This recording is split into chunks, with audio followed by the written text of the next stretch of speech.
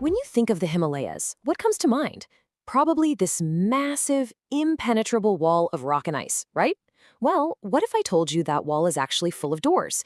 Ancient gateways we call passes that have been the arteries for history, trade, and even conflict for centuries. Let's explore these incredible corridors and see how they literally shaped civilizations. So, here's our expedition plan for today.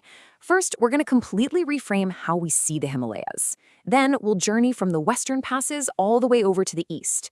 After that, we'll zero in on the most crucial passes you absolutely need to know. And to finish, I'll give you a memory kit to help lock it all in. Ready? Let's go. Okay, let's get this straight right from the start. These passes aren't just little dips in a mountain range.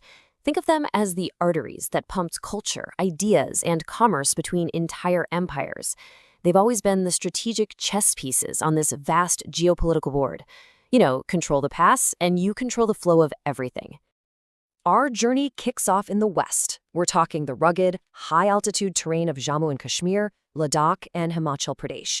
This region has always been a critical frontier, and its passes, well, they're the keys to the kingdom. I like to call these the Western Sentinels. For thousands of years, they have stood guard over the northern frontiers of the subcontinent. And by the way, you're going to see the word law a lot. It simply means pass in Tibetan. So when you hear Zoji Law, you're hearing Zoji Pass. Just imagine the history these sentinels have witnessed. Ancient traders, massive armies, it's incredible. Let's meet the first few. This table right here represents so much history. I mean, look at the Karakoram Pass up in Ladakh. That was part of the legendary Silk Road. For centuries, it was the main highway connecting India to Central Asia. Now, contrast that with the Bunnyhal Pass. That's the modern, all-weather lifeline linking Jammu to the Kashmir Valley. Totally critical for today's economy. One ancient, one modern. Both are vital arteries. And then there's Zojila. Okay, we have to pause here because its importance is just off the charts. This isn't just a pass. It is the lifeline connecting Srinagar to Leh.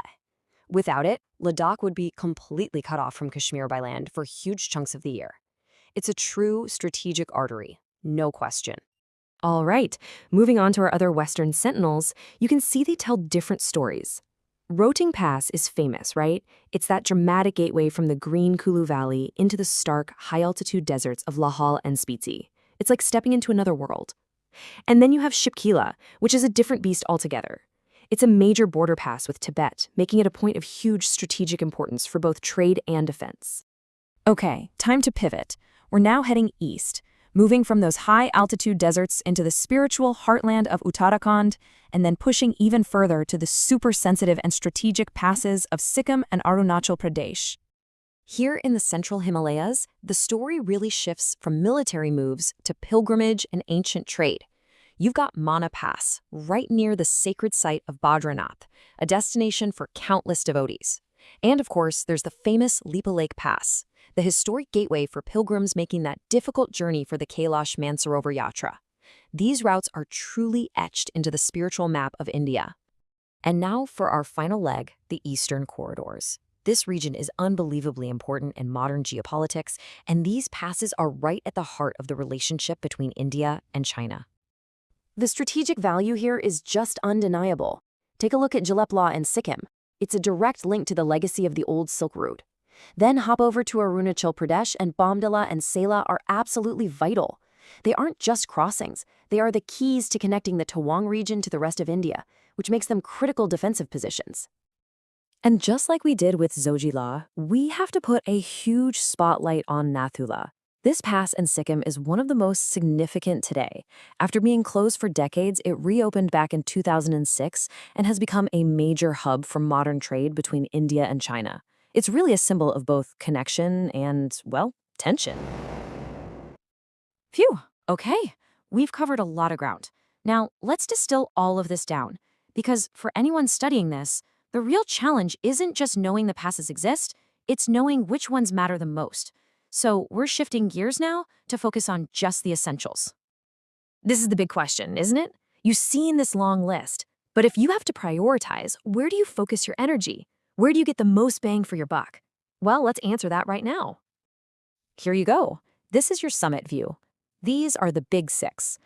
Nathula for its modern trade, Zojila as that crucial lifeline, Rohantang connecting those distinct valleys, Lipulek for the pilgrimage route, Mana for its sacred location, and of course Karakoram for its immense Silk Road history. Seriously, if you mastered these 6, you've mastered the core of this topic. Look, knowing what's important is only half the battle, right? The other half is actually remembering it, especially under pressure. So I've put together a simple but really powerful memory kit to help you do just that. You know, the best way to remember complex information is to make it super simple. So we're going to use a little something I call the one-line association trick. Let me show you how it works. See how easy this is? Instead of memorizing a long, complicated sentence, you just link a key clue to the pass. So you think Kashmir to Ladakh, and your brain instantly fires back Zojila. You see the words India-China trade, and that's your trigger for Nathula. These kinds of mental shortcuts are incredibly effective for quick recall. And it just keeps working. The moment you see Kailash route in a question, you should think Lipulek Pass. If there's a mention of the holy site of Badrinath, your mind should jump straight to Mana Pass. It's all about building these instant, automatic connections. All right, now for our final tool. And this one is for all you visual learners out there. Map questions about Himalayan passes can feel really intimidating, but there's a simple little trick that can make them much, much easier to handle. Here's the process. When you see a map, don't panic. First, just mentally divide the Himalayas into 3 zones: west, central, and east. Any pass marked on the far west side, your options are probably in Jammu and Kashmir, Ladakh, or Himachal. See one in the center? Think Uttarakhand. And if it's way over on the far east, it's got to be in Sikkim or Arunachal Pradesh. This process of elimination is a total game changer. So, our journey through these incredible gateways is complete. We've seen them as lifelines, as sacred routes, and as strategic frontiers. And it all leaves us with one critical question. In our rapidly changing world, will these ancient passes serve as bridges that unite nations, or will they become the geopolitical fault lines that divide them? The future of these mountains, it's still being written.